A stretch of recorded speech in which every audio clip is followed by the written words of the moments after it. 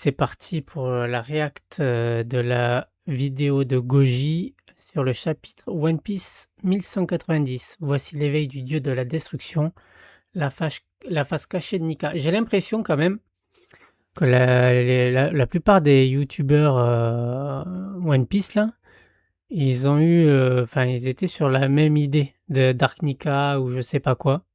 Donc on va voir. Moi, je suis pas trop fan de cette théorie. On va voir s'ils vont me faire changer d'avis, mais je suis pas trop fan. Je trouve que si ça dénature trop Luffy, je veux pas. Enfin, tu vois, s'il devient trop violent, trop sérieux, oui, mais il faut pas que ça le dénature. En vrai, je trouve pas que Luffy va devenir Dark Ninja. Moi non plus, mais je pense pas même. À voir. Après, ça peut être intéressant, mais après. J'ai peur que de faire ça, ça le dénature. À Thriller Bark, moi j'en parlais peut-être si on va voir s'ils en parlent. Allez, du coup c'est parti. Hop.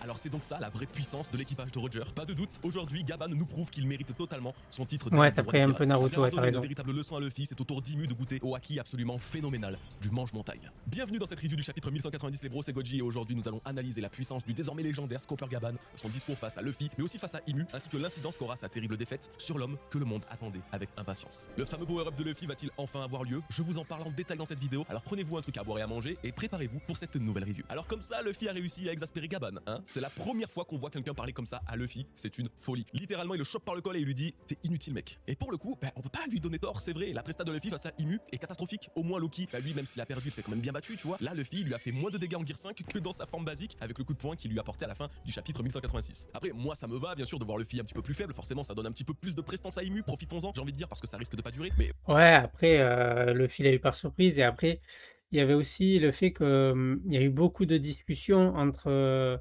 Mu et, Loki, du coup. Qui a permis ça. Mu était moins dans un objectif de finir le combat rapidement. Il y a de ça aussi, faut bien comprendre ça. Je pense que Mu était en capacité d'éclater Loki de la même façon qu'elle a éclaté Luffy, hein.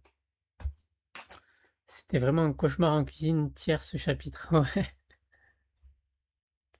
et oui, la fin du chapitre avec un Gaban blessé, avec le bras coupé à cause de l'impuissance de Luffy, En il y a vrai, eu le Luffy est discours vénère typique contre d'un Gaban, shonen mais il aussi pour finira motiver par le comprendre héros. qu'il avait Ouais, raison machin, de si lui tu meurs, dire tu pourras ça. plus protéger Ouais. tes Je amis, pense ton qu'il est plus équipage, en colère le roi des contre pirates, c'est la lui-même. cible de tous. Alors si tu peux pas tenir, tu te casses d'ici, machin. Bon, forcément après ça, Luffy devra garder la face parce qu'il vient de se faire gronder par un grand-père là. Et pour pas lui donner raison, il va devoir combattre encore. Alors on parlera de tout ça plus en détail plus loin, de comment aussi Luffy risque de faire son power-up. Là par contre, ce que ça signifie dans l'instant T, c'est que peu importe qu'il y ait power-up ou non, Luffy va encore combattre. Parce que le discours de Gaban, Je pense pas qu'il va avoir Power Up. Justement, le but là, c'est d'avoir cette défaite-là qui le gifle, une bonne gifle. parce que la défaite de Gaban, mais aussi parce que vous l'aurez remarqué, de tout le chapitre, Luffy ne perd toujours pas son Gear 5. Ça fait 4 chapitres quasiment qu'il arrive à le tenir alors qu'il est à moitié mort depuis presque un mois de notre point de vue. Et c'est Ouais, c'est miraculeux ça parce que normalement exactement. Luffy ne tient vraiment pas cette forme très longtemps. Et ça en plus sans prendre de dégâts. Alors s'il perd pas cette transformation, c'est parce qu'il va sûrement continuer de combattre avec. Et j'ai même l'impression qu'il va bel et bien se régénérer grâce à ce Gear. Déjà, faut garder en tête que les fruits du démon Zoan comme celui de Luffy, et en particulier les Zoan mythiques, ont cette faculté à se régénérer particulièrement vite et d'être particulièrement résistants, bien plus que les autres fruits du démon. Mais surtout, Luffy demande à être guéri. Alors je sais pas si on peut appeler ça une prière, ni si on peut vraiment savoir à qui il s'adresse, mais moi ça m'a rappelé quand même la scène du chapitre 1045 lorsque Luffy était à bout de force face à Kaido après avoir utilisé son Gear 5 et qu'il demande à son petit cœur de battre plus fort. Je me demande alors si en demandant à être guéri, il demande pas ça à son cœur ou à son fruit du démon, à cette forme blanche lui permettant tout et n'importe quoi. Et donc que ce soit finalement son Gear 5 qui lui sauve la vie en soignant ses blessures. Je pense très premier degré que c'est presque l'un des pires scénarios ever. J'essaie juste de m'attendre un petit peu à tout et là j'espère surtout bien me tromper. Voilà. Mais globalement le côté strict de Gaban m'a beaucoup plu et ce qui est marrant c'est qu'il semble beaucoup plus dur que ne l'est Rayleigh. Alors que Ouais, moi, j'aimerais pas non plus que ça soit aussi simple que ça. Moi, je veux qu'il garde ses blessures, qu'il reste blessé et qu'il continue à se battre, même si il est blessé, etc.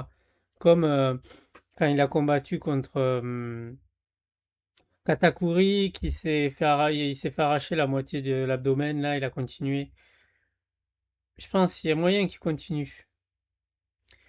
Meilleur en forme, mais que ça bouffe beaucoup son espérance de vie. Mais en fait, il avait dit qu'il était à son prime. Donc en termes d'endurance, il l'est, tu vois, il est endurant, là. Il va l'être. il va l'être plus que d'habitude puisqu'il a, comme il a dit, il a bouffé, tout ce qu'il pouvait, pour être au mieux de sa forme. Mais voilà quoi. Je veux qu'il continue blessé, moi je veux qu'il y ait un 2 contre 1 avec Loki contre Imu et voilà, que ça fasse comme ça, mais qu'il continue à se faire rouster quoi.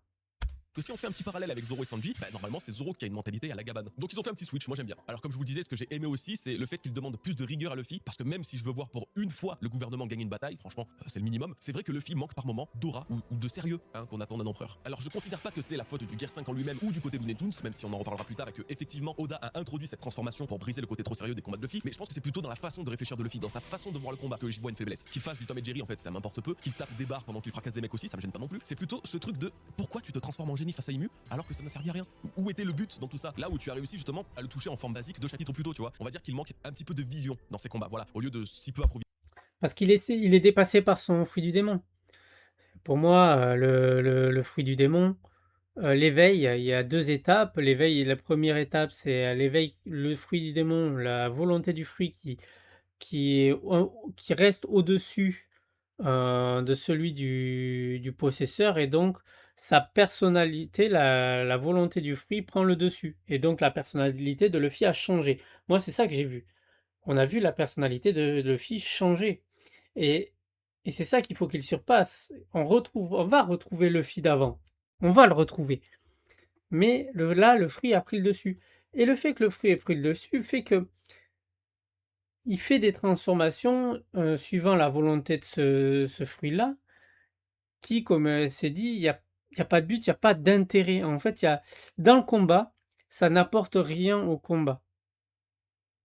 Ça ne lui permet pas d'être, en meilleure position face à son adversaire, comparé au truc un peu goofy qu'on avait eu, ou, le Water Luffy contre Crocodile ou là, ça a un intérêt. Ça a un intérêt qu'il ait ce truc un peu de pitre.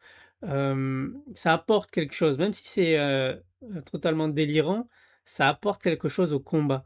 Et, et là, bah, ouais, on a raison. Enfin, là, ils ont tous raison, ceux qui critiquent, etc. Dans le sens où ça n'apporte rien, oui, mais c'est voulu que ça apporte rien. Parce qu'en fait, là, Luffy est submergé par son fruit du démon. Et c'est ça qu'Oda veut montrer. En fait, et c'est pour ça que derrière Gaban, il le secoue un peu. Il lui dit: Hé, gamin, c'est bon. C'est pas faire le pit, c'est bien, mais faut que tu sois sérieux en fait. C'est-à-dire que tu peux faire des trucs loufoques tout en étant sérieux. Et c'est ça le plus important. Sauf que là, il faisait des trucs loufoques, ça manquait de sérieux dans son combat. Ça manque de sérieux. Parce qu'il est submergé par la volonté de son fruit. Ouais, non, mais après, il y a des trucs que j'aime bien aussi, hein, il y a pas de souci à ça. Moi, ça m'a pas aucunement dérangé, parce que je comprenais ça. Je l'ai compris depuis jour 1. Dès qu'il a sorti l'éveil de Nika, le deuxième chapitre, Luffy il fait n'importe quoi, il fait la corde à sauter, enfin, ça part dans tous les sens. Et les gens commençaient déjà, rien qu'au deuxième chapitre, ils commençaient déjà à se plaindre. Je fais, mais ouais, mais faut qu'il montre en fait à quel point le fruit est loufoque, etc. Et en fait, plus ça avance, plus les gens ils disaient ouais, mais ça devient que comme ça. Mais oui, ça devient que comme ça parce qu'il faut qu'il surpasse quelque chose. Il faut qu'il comprenne quelque chose, que son fruit, comprenne ce que c'est son fruit, qu'il comprenne quelle est la volonté de ce fruit-là, et il faut qu'il apprenne à la surpasser pour que, en fait, ça ne soit plus lui qui soit influé par le fruit, mais que lui influence le fruit. Là, c'est différent. J'aime beaucoup les persos un peu fous du bus comme ça. Ouais, ouais, ouais. Mais il faut que ça apporte quelque chose. Et ça, c'est. Mais bon, c'était marrant. C'est marrant. Moi, ça reste marrant. Maintenant, plus tard, on sait que ça va évoluer. Ça va pas rester comme ça et ça ne pouvait pas rester comme ça, c'était sûr et je l'ai toujours dit. Essaye de peut-être comprendre ce qui t'a permis de le toucher une première fois et de reproduire cette action jusqu'à ce que ça ne fonctionne plus. Mais bon, voilà. je parle comme si j'y connaissais quelque chose au manga. En tout cas, pas de doute, Luffy va bien s'en sortir et on voit plus tard dans la vidéo ce que la défaite de Gaban pourra déclencher chez lui. Justement, parlons-en de Gaban parce que le vieux nous a fait sentir plus de frissons que tous les Mugiwara réunis depuis le début d'Elbaf et ce chapitre a flatté notre dopamine comme jamais puisqu'il n'était porté que sur le combat. Ah non, quand même petite mention à Usopp qui encore une fois ressent la présence écrasante d'Imu, décidément, sentir le haki des rois, du roi du monde a ouvert tous les pores de sa peau, il est hyper sensible maintenant. C'est voilà, tempête émotionnelle de haki, comme je disais en live, c'est vraiment quelque chose. Mais tant mieux que ça continue Usopp, vas-y. Non mais pour le coup, Gaban a été encore une fois d'une excellente surprise dans ce chapitre de par sa dureté envers Luffy, oui, mais là c'est surtout sur la partie combat où finalement il dévoile une facette des pirates de Roger qu'on soupçonnait bien sûr, mais qu'on n'avait jamais vraiment pu profiter de nos propres yeux. Avant, on va parler un peu de l'échange entre Gaban et Imu parce qu'il est assez révélateur sur plusieurs points. Ça commence par la simple question. Alors là, je suis pas si sûr en fait, la traduction, même j'ai regardé la traduction anglaise. La traduction anglaise est ambiguë aussi. On ne sait pas s'il parle de Mu ou s'il parle de Gaban. Dans la trad française, on a plus l'impression qu'il parle de Mu. Dans la trad anglaise, c'est moins sûr en fait. C'est plus ambigu que la fan trad, ça c'est sûr. Mais voilà, on ne sait pas exactement. Donc, en fait, il sent quelqu'un. Est-ce que c'est Gaban? Est-ce que c'est Mu? Je sais pas. De Gaban à Imu en parlant de Luffy, il lui ressemble vraiment autant à Joy Boy. Bim, d'entrée là comme ça. Ouais, dans la FVF, ça dit ça. Il sait qui est Imu. Il sait surtout qu'Imu connaît bien Joy Boy. Et il sait aussi que Imu a reconnu du Joy Boy en Luffy. Vous voyez, Gaban cherche alors une sorte de confirmation à travers le roi du monde pour, entre autres, s'assurer que les paroles de Joy Boy qu'il a découvert sur l'Aftel sont bien véridiques. Oui, cet homme était bien l'ennemi du roi du monde et du gouvernement, mais aussi pour s'assurer que Imu lui-même le voit comme une menace. C'est le moyen le plus simple et efficace d'effacer tous les doutes. Si Luffy représente autant d'intérêt pour Imu en personne, c'est qu'il représente ce qu'il attend depuis 800 ans. Pour Gaban, c'est donc très clair, il est l'homme qu'ils attendaient aussi tous avec impatience. L'équipage de Roger et même Barbe Blanche apparaissent à travers ces mots, car tous ont ce lien avec Luffy, tous ont misé sur lui. Même Oden qui a transmis sa volonté dans un futur de 20 ans jusqu'au jour où Luffy apparaîtra sur Wano. Mais surtout quand on pense à la première rencontre avec Gaban en début de cet arc, on capte vraiment que pour être sûr de son coup, que c'était Luffy et pas un autre, il fallait qu'il éveille son fruit du démon et son apparence dans sa forme blanche. C'est ce que je vous disais quand ils ont combattu au chapitre 1140, Gaban l'a fait pour une chose, il a poussé Luffy dans ses retranchements pour une raison, voir de ses propres yeux. Tu l'as vu passer le je me rends?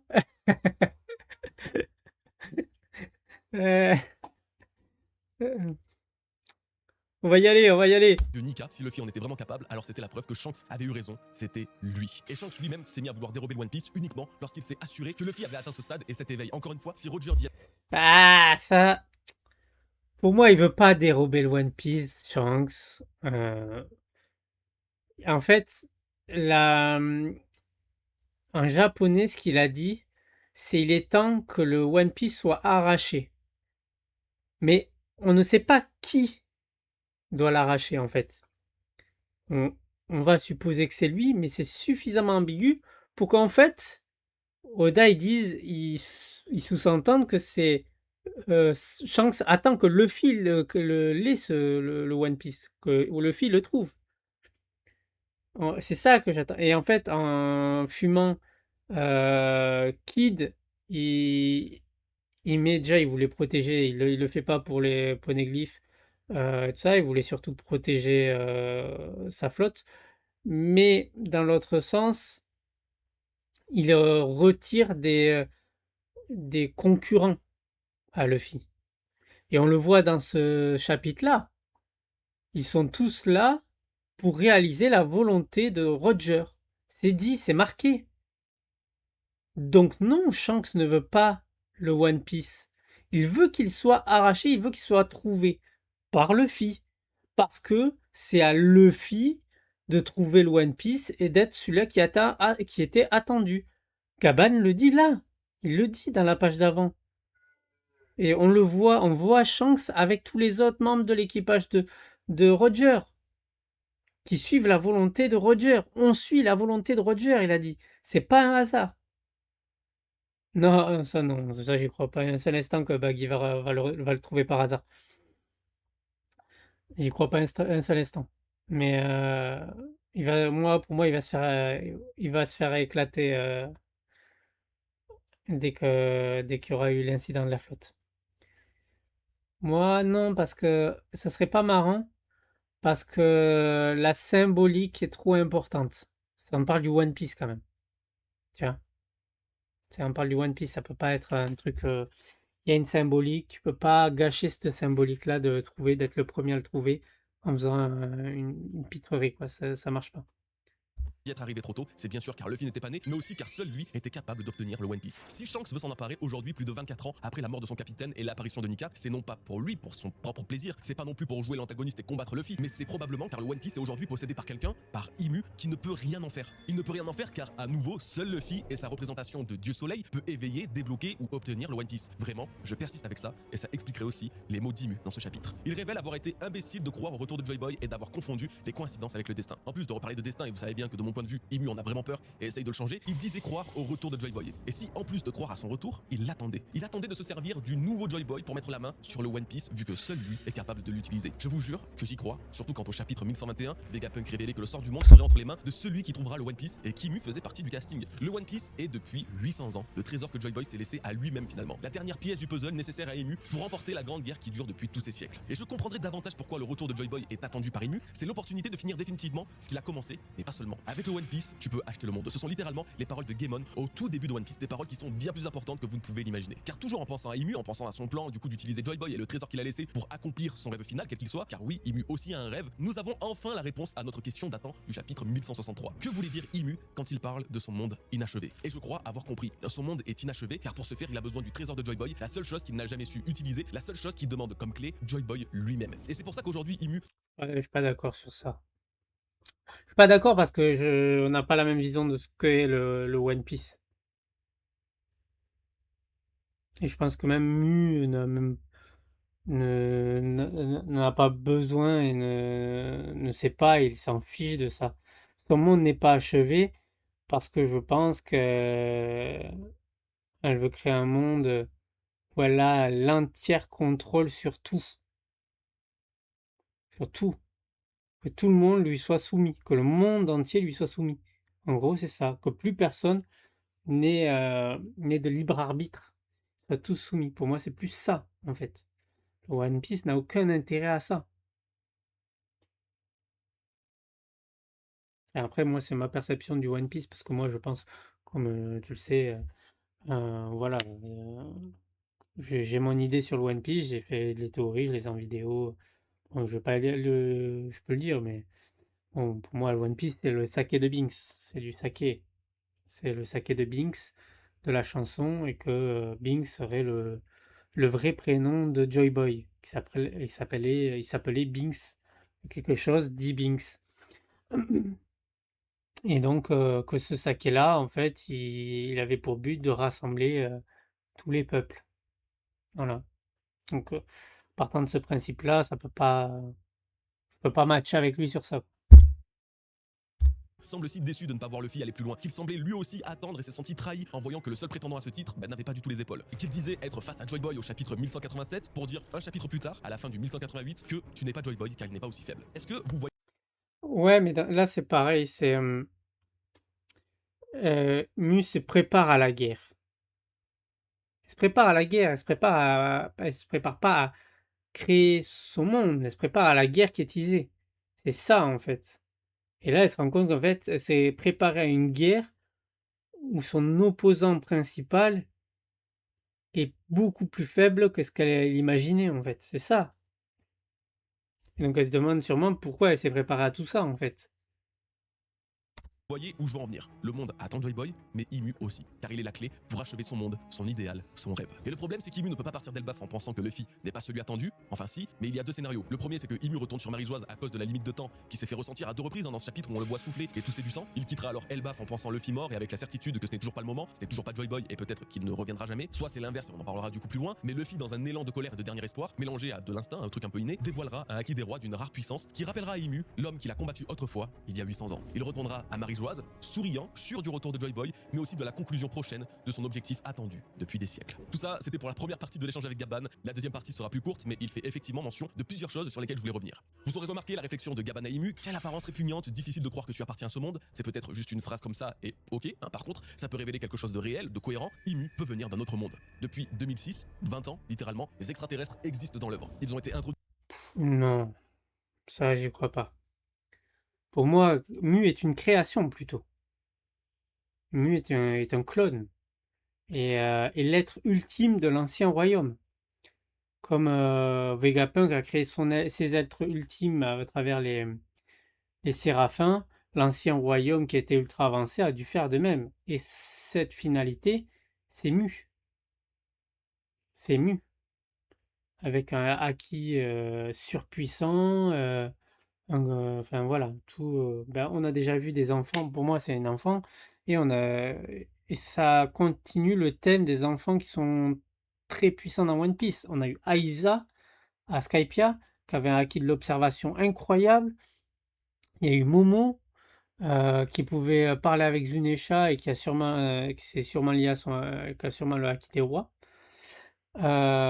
Sugar, qui a été un des une plus grosse difficulté à Dressrosa et qui est même une des difficultés, juste après Dofi, pour moi c'était la plus difficile à battre à Dressrosa et qui a énormément de parallèles entre Mu et elle, entre Sugar et Mu, entre Sugar qui a la jeunesse éternelle et Mu l'immortalité, Sugar qui peut faire un pacte comme Mu peut faire un pacte, Sugar peut en faire, mais Sugar contrôle des jouets, Mu contrôle des démons d'Omireversi, enfin voilà, c'est le parallèle est bien là. Sugar a la couronne sur la tête, Mu en a aussi une aussi. Enfin bref, voilà.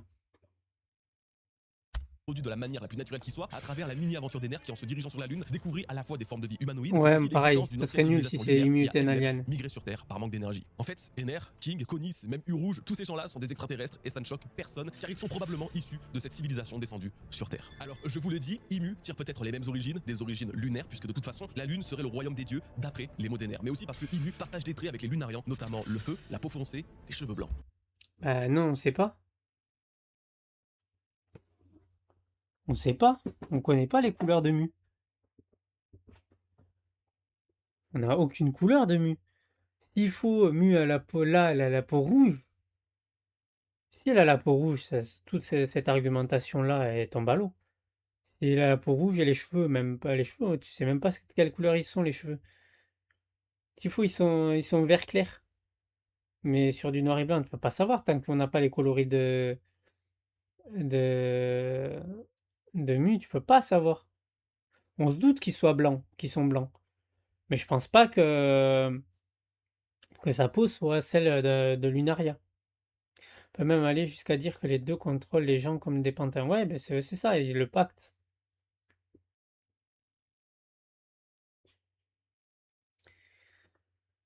Les gars, Imu est un alien, et si demain vous me dites qu'il ne vient pas de la Lune mais encore d'une autre planète, ben je rigolerai pas. Franchement, on peut y croire, et il n'y a pas de raison de pas y croire en fait, surtout quand on voit les spécimens qui se trouvent là-haut dans le ciel. Nouveau sujet, une des scènes les plus étranges pour moi de ce chapitre se trouve quand Imu pense à Goldie Roger en se disant « Mais pourquoi un D serait le roi des pirates ?» C'est très bizarre, car de base le D semble lié à la piraterie. Si Joy Boy est un D par exemple, chose qui de toute façon était un petit peu ancrée dans l'esprit de tout le monde, bah, il était aussi le premier pirate. Alors en quoi un D, devenant roi des pirates, serait incohérent quand le premier d'entre eux en était un aussi? Vous captez ou pas? C'est comme si le principe de D et de piraterie était incohérent aux yeux d'Imu. Et ça j'ai du mal à le concevoir. Avec tout ce que j'ai encore à développer dans la review, on va pas s'arrêter là particulièrement, mais c'est pas facile de tout piger parfois dans ce manga. Est-ce qu'on est sûr de tout savoir sur la piraterie et le D, hein? C'est la question. Bon, et pour finir dans les petits sujets, on a Onebami, la nouvelle arme C'est Gaslight Imu par la utilise centrale. encore une nouvelle lame. Décidément, ça s'arrête plus. D'ici la fin d'Elbaf, il aura invoqué tout Marie-Joise et son arsenal. Ça va être très violent. Autant c'est carrément le trône qu'il invoque dans 2 chapitres. En fait, pas les choquer si c'est le cas. Non, par contre, c'est une très bonne opportunité pour moi de Ouais, vous dire c'est qu'en ce vrai, moment, les dialogues sont une différents. vidéo où on tente de chercher, d'imaginer le nom et l'inspiration des 20 rois et de leurs lames. Dimanche, on a passé 9 heures en live avec vous, à vous montrer notre processus de recherche, à bosser avec vous littéralement pour tenter de décrypter les prochaines armes qui apparaîtront dans le futur. Si ça vous intéresse, je vous invite à suivre Nina sur Twitch pour pas rater le prochain live, ou même si vous avez 5 heures à perdre, hein, qui sait, on sait jamais, à regarder notre rediff disponible sur la chaîne secondaire Ninakama, parce que pour le coup c'était super intéressant et normalement on remet ça la semaine prochaine vu qu'il y a pause. Voilà, petite fin de l'aparté. Et si vous vous demandez si on avait pu pré-shot Onebami, le katana invoqué par Imu, eh ben non, car on pensait naïvement en analysant le trône et ses armes autour qu'il n'y aurait qu'un seul katana et qu'il s'agissait de Muramasa. On a hésité à chercher un deuxième katana mais on ne l'a pas fait finalement. Dommage, mais ça ne va pas m'empêcher de vous en parler aujourd'hui. Alors Onebami est intéressante car elle reste totalement dans le thème des autres armes invoquées par Imu jusqu'ici, à savoir la violence. Voilà, signifiant littéralement mangeur d'os, Onebami est un katana assez fascinant, réputé pour son tranchant exceptionnel capable de non pas seulement couper la chair, mais aussi les os, d'où son nom, et expliquant aussi l'effet qu'elle a eu sur Gaban. De base, Onebami n'est pas un katana katana mais un naginata, le même style d'arme possédé par Barbe Blanche, son légendaire Muraku Mogori, la trancheuse de nuages. Donc c'est pas impossible que ce soit la même chose pour la lame invoquée par Imu, transformée du naginata en un katana. Du coup, si Muramasa était pas si compliqué à attribuer à une famille du gouvernement mondial, notamment les Edan Baron avec Venusuro le samouraï, Onebami, elle nous aide pas forcément puisque aucun membre du gouvernement n'a un style similaire à un samouraï ou même n'est un utilisateur de katana. Mais d'un autre côté, il nous en manque des chevaliers divins. Il nous en manque même une bonne partie. Sans compter ceux apparus sur God Valley parce que ça date de 38 ans et certains ont peut-être disparu entre temps. Nous n'avons vu actuellement que 5 sur les 13 potentiels mentionnés par le Gorosei au chapitre 1166 et encore dans les 5, je compte Garing. Donc un samouraï chez les chevaliers divins est encore envisageable et Onebami lui reviendrait. Voilà tout. Ce qui est d'autant plus intriguant, c'est que Imu donne à cette lame le nom complet Onebami Toshiro. Et normalement, en japonais, cela signifie Onebami forgé par Toshiro. Donc peut-être qu'elle appartenait autrefois à un personnage qui s'appelait lui-même Toshiro dans One Piece et qu'elle a été forgée par lui. Maintenant, comme chaque arme invoquée par Imu est possédée par les rois fondateurs, vous avez bien remarqué une chose, elle possède un pouvoir. Cette capacité est probablement une sorte de malédiction, puisque une aura démoniaque émane de la lame, une entité se forme et semble avoir apporté différents axes d'attaque, comme on peut le voir sur le premier assaut lancé sur Gaban, qui bien qu'en parant Onebami se retrouve touché par cette forme étrange. Pas seulement lors de leur clash d'attaque et de haki, on peut voir qu'Imu, sans être à portée de Gaban, a quand même réussi à lui couper le bras dans les airs, probablement grâce à l'esprit du sabre qui a touché son adversaire. C'est l'une des rares, voire même des premières armes au corps à corps avec une portée finalement aussi élevée. Onebami est terrifiante et chaque arme a vraiment donc une capacité qui lui est propre. C'est assez fou comme la hache d'Imu qui montre bel et bien un effet flamboyant. Reste à voir quels seront les effets de Longinus et de Gram que nous découvrirons face à Sanji et Zoro. Je me dis qu'elle me trompe peut-être. Oui, mais la hache, on le voyait déjà là, au chapitre précédent, que ça faisait des flammes. On l'avait vu, hein. Peut-être à l'épreuve la spécialité du haki de chacun, genre celui de l'observation pour Sanji et celui de l'armement pour Zoro. Je vous dis ça parce que dans la légende chrétienne de la Sainte Lance, on dit que Longinus, donc l'homme qui portait la lance et qui a transpercé le flanc du Christ avec, était aveugle et que lorsque le sang de Jésus coula sur ses yeux, il retrouva la vue et se mirent à croire en Jésus du coup forcément. Donc la lance Longinus de Killingham permettra peut-être d'aveugler temporairement Sanji qui devra développer un haki d'observation encore plus affûté, peut-être un haki d'observation mêlé à un haki des rois, vu qu'on n'a jamais vu cette Comment ça, il est devenu blond? Il est passé là, ils lui ont fait une colo blonde. C'est quoi sa vraie couleur de cheveux à lui? Je sais même pas.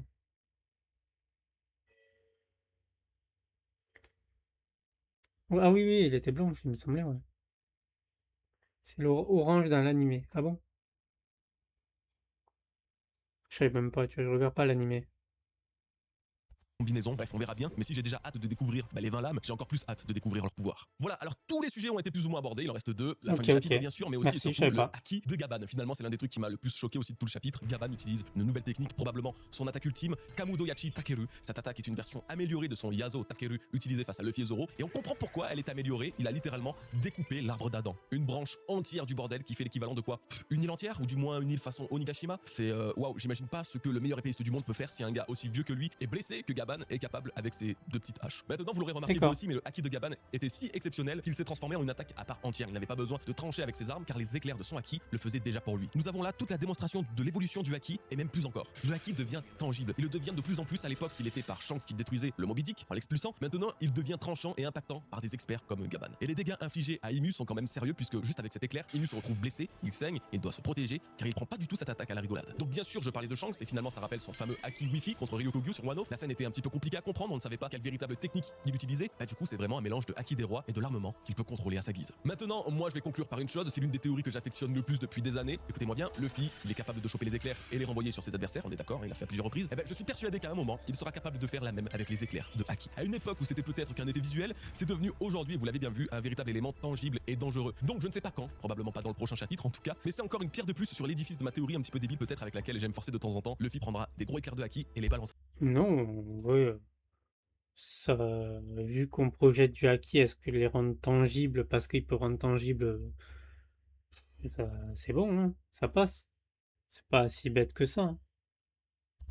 Sur ses adversaires. Et voilà, maintenant il est temps de parler d'un sujet un petit peu délicat, un sujet qui va diviser, qui va peut-être pas plaire à tout le monde, le potentiel comeback de Luffy et son power-up du démon, de la mort, de la destruction, de l'arme antique, de l'apocalypse, rien que ça ouais. Non bon je vais traiter le sujet assez sérieusement parce que justement je le trouve vraiment sérieux et il va définir la fin d'Elbaf donc c'est pas rien. Là on a vu Gaban se fait fumer un bras, ok bon c'est vraiment très bien car ça montre encore que Imu ne déconne pas, ça montre qu'Imu a un ascendant, les différences de puissance sont logiques mais surtout respectées et ça c'est un plaisir inimaginable. Maintenant si Gaban n'a pas forcément servi à affaiblir Imu, le rôle qu'Oda lui a offert à travers son retour et sa défaite dans ce chapitre pourrait bénéficier à Luffy. C'est-à-dire qu'en voyant Gaban gisant au sol, totalement dépourvu de solution pour arrêter le massacre et pour repousser la menace qu'il affronte, donc Luffy pourrait dévoiler une puissance, un power-up pour les sortir de cette situation et peut-être pouvoir affronter Imu ou l'expulser d'Elbaf. C'est un scénario qui est ma foi assez classique, d'autant plus dans les... Non, Luffy, il fait... C'est pas dans la nature de Luffy de faire ça. Ouais, il y a la colère, ouais, non. Luffy, à part le Gear 5, qui est arrivé parce que il est mort et donc du coup ça a relancé son cœur, etc. Tous les autres gears sont le fruit d'une réflexion. Tous ces power-up de Haki, de Mash, sont le fruit d'une réflexion, d'une vraie réflexion. Le gear seconde, réflexion, il a réfléchi après s'être fait dérouiller contre Kusan. Le Gear 3, le Gear 3 pareil, le Gear Third. Ensuite, les Gear Force, c'est pareil, c'est le fruit de la. Tout a été réfléchi. Luffy, il power up, même sur le Haki des rois. Le Haki de l'armement, il savait ce qu'il voulait, donc il s'est entraîné pour avoir le Haki de l'armement avancé. Le Haki des rois, il a compris comment ça fonctionnait. Donc tous les power-up de Luffy, mis à part le Gear 5 qui est plus contextuel par rapport à le fait qu'il soit mort, tout le reste, absolument tout le reste, est le fruit d'une réflexion. Il y a eu il y a eu aussi le Nightmare Luffy, parce que j'ai vu que des gens aussi en parlaient sur Twitter, etc. Il y a une Nightmare Luffy, mais c'est aussi pareil. On lui a dit, voilà, c'est des ombres de ça, si tu les prends, tu vas devenir plus fort. Ok. Mais c'était le fruit d'une réflexion aussi des autres qui lui ont amené cette information-là. Donc, j'ai du mal avec ça, moi. J'ai du mal avec le fait du power-up par la colère, par le machin, etc. J'ai du mal avec ça. Même pareil, je trouvais ça, c'est pas Luffy. Ouais, c'est pas Luffy, c'est pas sa manière d'être, de concevoir ses combats, etc. Donc, je sais pas. Voilà, je sais pas. Honnêtement, je sais pas si ça me plairait. Les shonen, mais alors en quoi est-il problématique et qu'est-ce qu'on peut en tirer? Luffy en mode Dark Nika, waouh, ça a raviré tellement de personnes détestant le Gear 5 actuellement en le trouvant trop au sérieux et ridicule, mais ça a raviré aussi ceux qui veulent voir le côté dieu de la destruction de Nika. Je sais que c'est une théorie largement partagée, notamment par Nina qui en a parlé l'année dernière, il me semble, mais je dois dire ne pas arriver à m'en satisfaire pour plusieurs raisons. Déjà, le Gear 5 ne se peut pas être sérieux et dark. C'était bien sûr une théorie avant qu'il apparaisse, Luffy full acquis de l'armement et tout, mais l'arrivée de Nika a tout changé pour une seule et unique raison qu'on ne peut contredire, la volonté d'Eiichiro Oda. Oda l'a très bien dit dans une interview du Weekly Shonen Jump en 2022 aux côtés de Gocho Aoyama, le créateur de Détective Conan. Je cite, j'ai dessiné le Gear 5 parce que j'ai vraiment envie de m'amuser. Et je pense que ce n'est pas grave si les gens n'aiment pas. Je veux simplement m'amuser avec mes combats. Les mangas de combat doivent devenir de plus en plus sérieux pour répondre aux attentes des lecteurs et honnêtement, je déteste ça. Je ne veux surtout pas que mon œuvre devienne un manga sérieux de ce genre. Je veux m'amuser, décider de m'amuser et j'ai l'impression de pouvoir enfin le faire. Quand j'ai dessiné le Gear 5, je me suis réellement amusé. Je vous ai aussi enlevé au passage la partie où il parle des expressions loufoques et cartoon de Luffy en disant que c'est une tradition se perdant dans le monde de la bande dessinée, que ça l'amuse encore et donc qu'il compte pas arrêter. Alors bon, cette interview, elle a 4 ans. Des choses changent en 4 ans. La mentalité d'Oda aussi peut-être. Mais est-ce qu'il irait à renier le principe même de l'évolution de son personnage principal? Est-ce qu'il irait à contre-courant du Gear 5 loufoque, tounesque pourrait introduire un Gear 5 plus sérieux et grave alors que c'est ce qu'il ne voulait pas, ce qu'il ne voulait plus et ce qu'il renie? Je ne dis pas que vouloir... En fait, c'est pas faire un Gear 5 plus sérieux et grave. C'est faire un Gear 5 où Luffy est Luffy. Parce que là, on a un Gear 5 où Luffy, et il n'est pas vraiment Luffy. Il est goofy un petit peu trop à cause du fruit du démon, comme je disais au début de la vidéo. Donc du coup, on n'a plus vraiment Luffy. C'est ça que les gens critiquent et aimaient pas, c'est qu'on n'a plus vraiment Luffy comme avant. À la fin, on retrouvera ce Luffy-là. Mais ça veut pas dire qu'on aura un Luffy full sérieux. Parce que Luffy n'a jamais été full sérieux. Il a toujours fait des choses un peu faux folles, etc. Mais ces choses un peu faux folles, elles avaient, comme je dis au début, elles avaient un but. Ça avait une vraie utilité. Alors que là, ça n'avait plus trop une vraie utilité. C'est par exemple quand il transforme Kizaru et Saturne en pizza, ça sert à rien. Il aurait pu les finir, mais non, il joue avec. Et donc il met tout le monde en danger derrière. Le Luffy d'avant n'aurait pas fait ça. Il n'aurait pas joué avec ses adversaires. Le Luffy d'avant ne joue pas avec ses adversaires. Il se bat. Voilà. Même s'il fait le pitre, même s'il fait les trucs, il ne joue pas avec eux. Il s'amuse en combattant, mais il combat. Alors que là, c'était trop en fait. Et il mettait ses amis en danger. Et lui-même aussi. En vrai, le Gear 5 suit le pattern des gears. Au début, il maîtrise tant bien que mal, ça l'épuise, puis au bout d'un moment, il finit par maîtriser de fou. Typiquement le Gear 4, Adresse il galérait et Alba fait sortir des mini-gears. Ouais, exactement. De plus en plus, il va le maîtriser aussi. Ouais.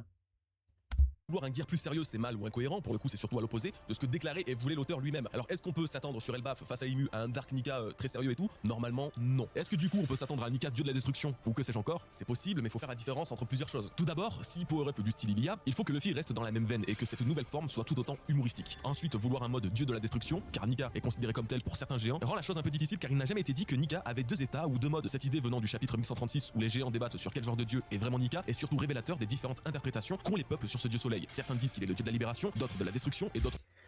Mais en fait, il est les trois. Il est les trois. C'est un dieu qui libère par la destruction en riant. Parce que si tu regardes bien, Dressrosa, quand il la libère, Dressrosa est rasé. À chaque fois, l'île, elle a pris cher. Tiens, Onigashima, ça a pris un peu cher. Mais bon, encore là, c'est voilà, c'est contextuel. Mais par exemple, Dressrosa, il a détruit pour. Le combat a détruit l'île. Même si c'est pas lui qui est directement lié à cette destruction-là, puisque c'est la cage de Dofi. Mais en fait, ces combats pour la libération mènent à une destruction qui met les bases à zéro pour repartir sainement derrière. Ouais, Dressrosa est rasé à cause de Doflamingo, mais c'est le combat qui mène à cette destruction-là. S'il combat pas, il n'y a pas cette destruction-là. Mais il libère avec le combat, donc de la destruction, pour faire table rase et recommencer. Quelque chose de sain. Le dieu des rires car son apparition coïncide avec chaque fin du monde dans le Harley. Sauf que c'est pas aussi simple que ça en fait, et ça ne veut pas dire pour autant que Nika a plusieurs facettes de sa personnalité. La fin du monde dans le Harley, on l'a bien vu, ce n'est qu'une fin symbolique ou philosophique. Le monde n'est pas détruit au sens propre du terme, c'est plutôt ses fondements et sa civilisation qui sont remaniés, réorganisés. La fin du monde il y a 800 ans a juste comme cause la création du gouvernement mondial et la chute d'un ancien ordre. Et Nika n'a rien détruit, c'est Imu qui l'a détruit pour le coup. Et justement, le dieu de la destruction qu'est Nika peut là aussi se traduire par la destruction de l'équilibre et de l'ordre mondial. Luffy en détruisant le gouvernement va détruire le monde, ce monde devra être reconstruit, mais ne signifiant pas pour autant qu'il sera à l'origine d'un apocalypse néfaste, juste à la fin d'une ère. Plus simplement, aux yeux des esclaves, Nika est le dieu de la libération, aux yeux de l'ordre mondial, il est le dieu de la destruction, aux yeux de ceux ni affectés ni par l'un ni par l'autre, il est le dieu des rires. Ce sont les oppositions se trouvant chez les géants. Je pense perso que ça marche comme ça et que le principe de destruction chez Nika n'est pas forcément une forme ultra badass, sérieuse de la mort et tout et tout. Ensuite, c'est plus important que la théorie, finalement, il y a le scénario. Actuellement, Luffy est aux portes de la mort. Il s'est fait planter à plusieurs reprises par Imu, n'a pu bouger de tout le chapitre 1189 et se retrouve dans la plus grande situation de faiblesse depuis bien des années. Là, s'il arrive à moitié crevé, à s'énerver, à se transformer, à combattre à nouveau Imu, on revient toujours au même problème. Il n'y aura plus de tension, c'est tout. Merci. Parce qu'on sait que même Heureusement. dans la tombe, il a... Merci Goji. Heureusement, j'ai douté. Merci. Merci, t'es quand même. Voilà, on est bien câblé, c'est bien. Merci. Il va être plus fort qu'il ne l'est normalement en pleine forme. Vous allez peut-être me dire que oui, mais c'est un peu le propre des héros shonen qui se dévoilent alors qu'ils s'apprêtent à mourir. Oui, vous avez raison, mais Luffy n'a jamais fait ça. Luffy n'a jamais débloqué un seul Merci, tu vois, c'est ce que je disais. Merci. Il le dit. Voilà. de puissance après avoir perdu, comme l'aurait fait Goku par exemple. Il a bien réussi à survivre à Crocodile et à le vaincre, mais c'était pas à travers un power-up, pareil face à Ener ou Moria ou n'importe qui. La seule fois où effectivement c'est bien arrivé, c'était face à Kaido en fait. Mais c'est parce qu'il a justement éveillé son fruit du démon et introduit Exactement, les grands esprits se rencontrent. Je sais pas, mais en tout cas, ce n'est pas une habitude de Oda, bien au contraire. Son habitude à lui, c'est plutôt de provoquer la défaite de Luffy lorsqu'il affronte pour la première fois un adversaire trop fort. C'est pour ça qu'avant même qu'Imu apparaisse sur Elbaf, je vous disais au chapitre 1178 que Luffy allait perdre. Bah oui, mais moi je le disais même depuis qu'on est arrivé sur l'île. Il va pas faire que perdre. Il va pas faire que perdre. Il va faire, ça va être le pire, la pire défaite qu'il va avoir, et c'est qu'il va devoir se rendre. Ça, le pire. On y va. Ça allait arriver dans les prochains chapitres. Mais comme je vous l'ai dit, rien n'est certain que Luffy se transforme ou qu'il ne fasse rien, peu importe le scénario, pour l'instant il est théorique, ce sont des hypothèses, et faut aussi être un petit peu sincère, il se peut que malgré les contre-arguments apportés, ça ne change rien et que Luffy arrive à faire un truc. Voilà. D'un côté, ça ne me dérange Oui, pas. il fera quelque chose. Ils vont faire quelque chose, mais pas tout seul. Il y aura Loki, peut-être même qu'on aura Jarl, ça serait bien. Quelque chose comme ça. Jarl qui met une attaque, qui se sacrifie, comme ça t'avais peut-être une mort importante, etc. Ça pourrait être la passation de Jarl à Loki en tant que roi d'Elbaf, ou j'ai envie de dire un des deux, Doré ou Broggy, hein. Tu vois, les deux Dory et Broggy qui tankent une attaque, qui se mettent en opposition à Big Mom, j'allais dire, à Imu. euh, une grosse attaque d'Imu. Dory et Broggy viennent, la tank, il y en a un des deux qui meurt, tu vois, il pousse l'autre. Tu vois, que ce soit Dory ou Broggy, je vois bien Broggy survivre et Dory pousser Broggy de l'attaque, tu vois, et bam, il prend l'attaque, il meurt, tu vois. Ça serait incroyable aussi. Ça serait incroyable. En vrai, si on veut des morts, voilà. Dory Broggy ou Jarl, mais je vois pas Gaban mourir. À part eux deux, enfin, à part un des deux, Dory Broggy et Jarl, je vois pas qui peut mourir dans cet arc. Non, vas-y, Usopp. Arrête. Transformation un peu cauchemardesque de Nika tout en gardant cette attitude humoristique était l'une de mes théories dévoilées l'année dernière. Je peux totalement concevoir une autre forme plus effrayante à Nika en gardant son humeur habituelle. L'une des autres possibilités que je n'ai pas mentionné autour des conséquences qu'aura la défaite de Gaban aux yeux de Luffy se passe du côté du Haki des rois et non forcément du côté des fruits du démon. On en a déjà parlé, mais Gaban qui Bien sûr, ça pour sera protéger Luffy. le Haki des rois, c'est ça qui doit pousser. Je pense que l'état final de Nika, ça sera son dernier power-up. Le dernier power-up, c'est quand il va surpasser son fruit du démon. Et d'abord, il va avoir. Là, il y a le haki des rois offensif, donc les attaques. Je pense qu'il va faire un power-up sur le haki des rois défensif, c'est-à-dire faire une armure comme Big Mom où il sera imblessable en gros. Les lames se pèteront sur son corps. Euh, et le haki des rois de l'observation qui est la voie toute chose, comprendre, etc. Est-ce qu'il pourra friser même ses adversaires comme Shanks a bloqué un petit peu euh, comment il s'appelle? Ramaki. Donc voilà. Il y aura de ça. Il y aura de ça. Est-ce que le acquis des rois de l'observation, comme je l'appelle, la voie toute chose, est-ce que ça sera l'étape finale, le dernier vrai power-up? Ça pourrait être sympa de garder ça pour la fin. Mais il y aura un power-up du acquis des rois encore, pour moi, sur de l'armement, donc défensif, et, euh, et l'éveil final avec le halo derrière le dos. C'est un parallèle déjà tout fait avec Monsieur Shanks qui a parié son bras sur la prochaine génération en se sacrifiant pour Luffy face au roi des mers. Gaban n'a pas hésité à se sacrifier face au roi du monde pour l'homme attendu par Roger et par tous les autres. Et souvenez-vous de ce qui a vraiment marqué le personnage de Gaban ici sur Elbaf, c'est son haki et l'utilisation de celui-ci face au chevalier divin. Maintenant, rappelez-vous ce que faisait Luffy dans des états de choc, dans des états d'énervement ou de danger imminent. Il relâchait son haki des rois inconsciemment. Aujourd'hui, nous savons que Luffy, malgré le niveau colossal qu'il a atteint, a encore un très long parcours avant de rivaliser avec Joy Boy, dont le haki était suffisamment puissant pour repousser le Gorosei bien qu'il ait été enfermé pendant 800 ans. C'est pourquoi la réaction de Luffy dans le prochain chapitre face à l'urgence de la situation et au choc de voir Gaban autant blessé pourrait être d'expulser, peut-être aussi inconsciemment, un haki des rois surpuissant à travers tout Elbaf. J'irai même jusqu'à dire qu'il renverra Imu sur Marie-Joise à travers le... Ouais, non, il peut pas. Mais ça serait bien de voir un coup comme Big Mom elle avait fait quand elle avait pété un plomb. Ça, ouais, ça pourrait être intéressant d'avoir ça.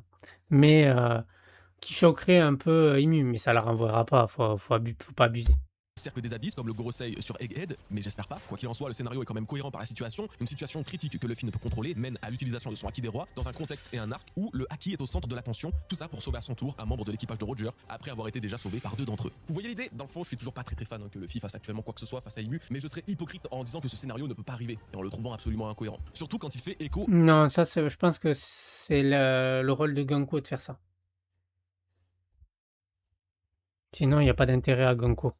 À une autre de mes théories dévoilées dans ma vidéo sur l'explication des formes du haki il y a plusieurs années, je vous faisais tout un speech sur Zoro en vous expliquant que Ashura était la manifestation de son haki des rois, et je continuais en disant que Luffy pourrait aussi manifester une entité grâce à son haki comme Joy Boy. Il ne va pas l'invoquer des cieux ou ramener des morts, mais les fruits du démon peuvent peut-être avoir une sorte de mémoire résiduelle de leur ancien utilisateur. Barbe Noire utilise le Kula Nomi avec la même position que Barbe Blanche, Sabo utilise le Mera Nomi avec le même nom de technique signature Iken que Ace, Big Mom a...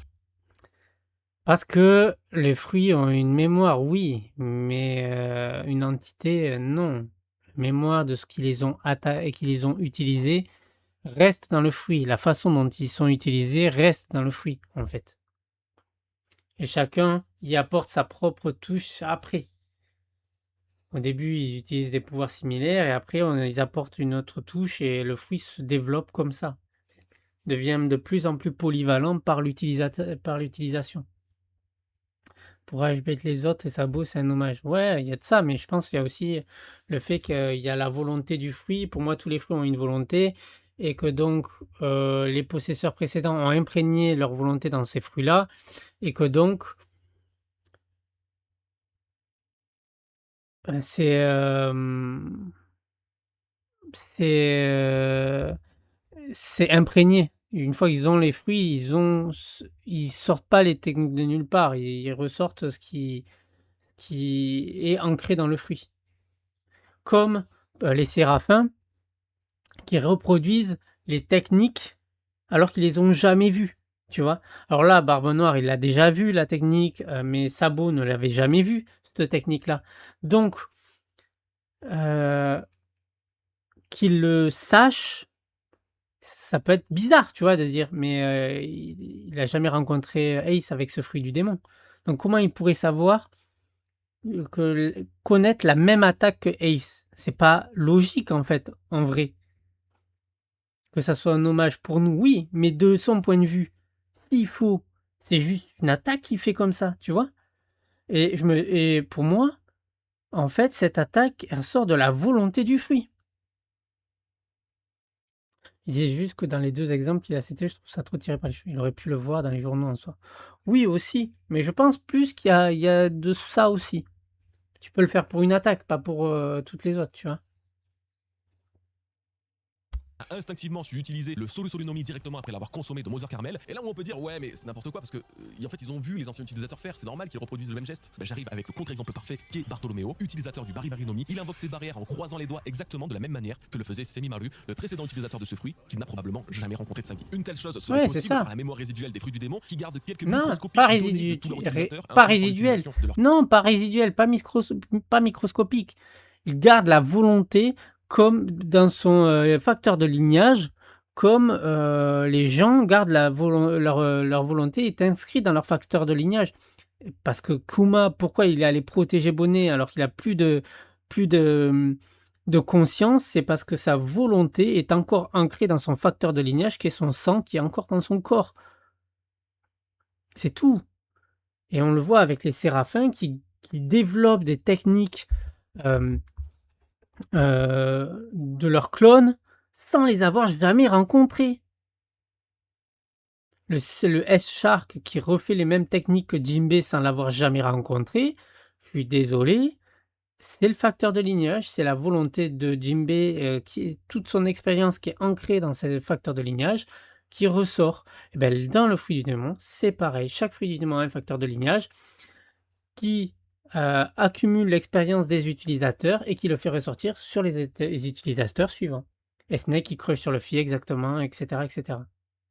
futurs consommateurs, tels que Bartolomeo, ou dans le cadre de notre théorie, Luffy, en utilisant son Haki des rois ou une autre technique de Nika du style et un petit peu particulière, Imu pourrait reconnaître Joy Boy ou ressentir une sorte de volonté similaire s'étant transmise à travers leurs fruits avec une très grande Non, volonté. je n'ai pas envie de ça, moi. Je dis pas être pour ou contre ce scénario, je voulais juste l'évoquer au cas où. Et globalement pour la suite, même si j'ai des craintes, je reste quand même ouvert, hein. Comme d'habitude, ça ne change pas. Jusqu'à présent, les 3 derniers chapitres du combat Imu versus Luffy sont absolument géniaux et j'aimerais vraiment que ça reste dans cette optique-là, car de ce que je lis dans vos messages, Ah, ça va être fou. Jusqu'au 1200, ça va être fou. Moi, tout ce que je veux, et j'aurais jamais cru dire ça un jour, c'est ne pas voir un Dark Luffy sérieux qui défie la mort et le roi du monde. Merci, on est d'accord. Est-ce que c'est dans les veines de One Piece? Est-ce que c'est dans l'intérêt de C'est l'histoire? pas Luffy. J'en suis un petit peu moins sûr. Alors dites-moi ce que vous en avez pensé, les bros. D'après vous, Oda va-t-il trahir d'une certaine manière ses paroles avec un Gear 5? Merci Goji, merci. Pas d'accord sur tout ce que t'as dit, mais on est d'accord sur Luffy. La semaine prochaine, son power up. mais normalement, on va se voir assez souvent puisque vous aurez déjà une nouvelle vidéo. Ensuite, il y aura le live avec Nina. Normalement, on en repréparera un autre qui durera plusieurs heures dans nos recherches des 20 lames et ça sera avec vous, bien sûr. Et également, mardi à 21h, je serai sur la chaîne de Sunny D Live. Le poteau Sunny, ouais. Et puis, entre temps, si je continue quand même toujours de vous manquer, vous pouvez regarder ma réacte du chapitre 1190 de One Piece, du coup, qui est disponible sur ma chaîne secondaire Goji Wara. Voilà, je pense qu'on est bon. Alors, les bros, je vous remercie à nouveau d'avoir partagé cette review avec moi. Je vous souhaite une excellente journée ou soirée et je vous dis à très bientôt. Prenez soin de vous et de vos proches. Ciao, ciao. Ciao, ciao, Goji.